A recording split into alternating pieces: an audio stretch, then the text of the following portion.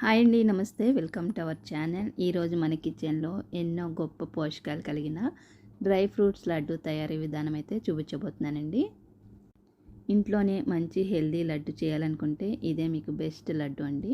ఇక్కడ వచ్చేసి గుమ్మడి గింజలు, అలానే సన్ఫ్లవర్ సీడ్స్, దోస గింజలు, అలానే పుచ్చ గింజలు, అవిసె గింజలు, గసగసాలు, వేయించి పొట్టు తీసిన పల్లీలు, ఎండు ద్రాక్ష, అలానే బాదం, జీడిపప్పు, నల్ల నువ్వులు, తెల్ల నువ్వులు, ఖర్జూరం అండి. గింజలు తీసేసి పెట్టుకున్నాను. ఇక్కడ వచ్చేసి స్టవ్ వెలిగించుకొని ప్యాన్ పెట్టుకొని దాంట్లోకి కొంచెం నెయ్యి వేసుకున్నాను. నేతిలో బాదము, జీడిపప్పు వేయించేసుకున్నాను. మీకు ఏంటంటే ముక్కలు ముక్కలుగా కావాలనుకుంటే ముందే వీటిని ముక్కలుగా చేసుకోండి. ఇక్కడ నేనైతే ముక్కలు చేయలేదు. ఇవన్నీ కూడా వేయించుకున్న తర్వాత కొంచెం మిక్సీకి అయితే వేసి బరకగా చేస్తానన్నమాట. కొన్ని మిక్సీకి వేసి బరకగా చేస్తాను, కొన్ని ఏమో అలానే వేసేస్తాను.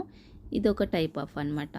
ఇక్కడ వచ్చేసి అవిసె గింజల్ని కొంచెం నెయ్యి వేసుకొని కొంచెం ప్యాన్లో వేయించేసుకున్న తర్వాత ఇవన్నీ కలిపేసి మళ్ళీ నల్ల నువ్వులు, అలానే నల్ల నువ్వులు వచ్చేసి కొన్ని ఉన్నాయండి, అవే వేసాను. తెల్ల నువ్వులు కొన్ని ఎక్కువ వేసాను.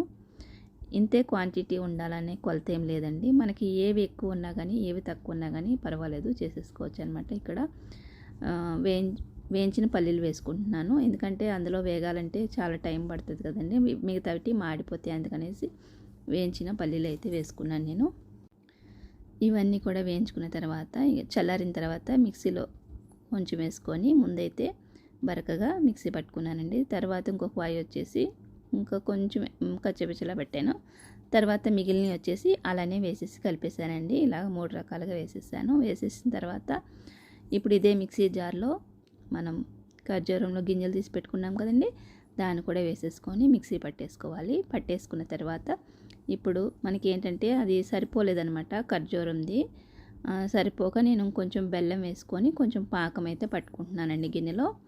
ఈ పాకం వచ్చేసి మనకి ఉండపాకంలా ఉంటే సరిపోతుంది లడ్డూలకి. ఇదిగోండి, ఇలా ఉండపాకం అయిన తర్వాత ఇప్పుడు ఇందులో ఖర్జూరం పేస్ట్ని కూడా వేసేస్తున్నాను. ఖర్జూరం పేస్ట్ వేసేసిన తర్వాత మరి కొంచెం నెయ్యి వేసుకొని బాగా కలిపెట్టేసుకోండి. మన బెల్లం పాకము ఈ ఖర్జూరం బాగా మిక్స్ అయిపోయిన తర్వాత ఇప్పుడు మనం పౌడర్ని కూడా అందులో వేసేస్తున్నాను.